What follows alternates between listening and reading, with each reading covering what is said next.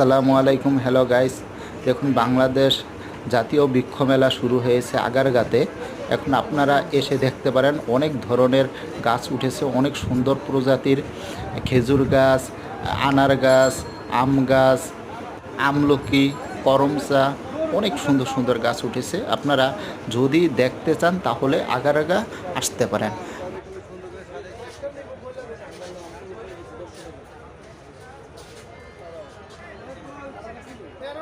ভিডিওটি ভালো লাগলে আমার চ্যানেলটি সাবস্ক্রাইব করে আমার পাশে থাকবেন।